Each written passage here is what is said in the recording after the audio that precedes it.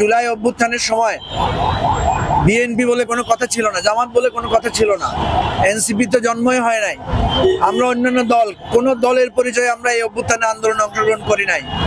বিএনপির যারা গ্রেফতার হয়েছিলেন, জামাতের যারা গ্রেফতার হয়েছিলেন, তারা কেউ জামাত বা বিএনপি হিসেবে গ্রেফতার হন নাই, তারা গ্রেফতার হয়েছিলেন জুলাই অভ্যুত্থানের মদতগার হিসেবে। কিন্তু এই জুলাই অভ্যুত্থান বিজয়ের পরে আমরা দেখলাম প্রত্যেকে নিজ নিজ দলে বিভক্ত হয়ে একে অপরের বিরুদ্ধে সংগ্রাম, একে অপরের বিরুদ্ধে কুৎসা, একে অপরের বিরুদ্ধে হিংসাত্মক কথাবার্তায় লেগে পড়েছেন। ফলে আমাদের জুলাই ঐক্যটা নষ্ট হয়েছে। আমার অনুরোধ থাকবে, ওসমান হাদিকে যারা হত্যার উদ্দেশ্যে গুলি করেছে, যারা আজকে ওসমান হাদিকে হত্যাযোগ্য করে তুলেছে, তাদের গ্রেফতার না হওয়া পর্যন্ত সকল রাজনৈতিক দলের উচিত হবে তাদের সকল রাজনৈতিক কর্মকাণ্ড বন্ধ রেখে জুলাইয়ের এই শহীদদের, এই আহতদের, আপনারা জানেন 2 দিন আগে মিরসরাইতে আমাদের একজন ভাইকে হত্যা করা হয়েছে।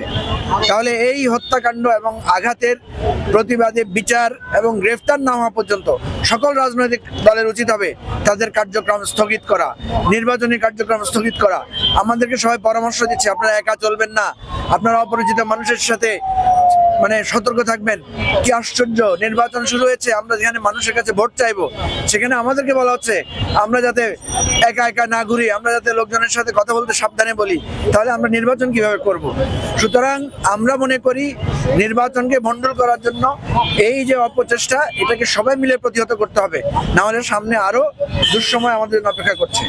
ওসমান হাদির যে পরিণতি আজকে হয়েছে, এই পরিণতি পুরো বাংলাদেশের।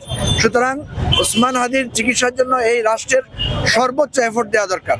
ওসমান হাদিকে বাঁচিয়ে রাখতে হবে এবং আমাদের এই জুলাইয়ের প্রত্যাশাকে বাঁচিয়ে রাখলে বাংলাদেশ বেঁচে থাকবে। আমরা চাই এই সমস্ত নিরাপত্তার হুমকি দূর করে নির্বাচন যাতে সুষ্ঠু হয়, সে ধরনের একটা ব্যবস্থা এই সরকার করবে।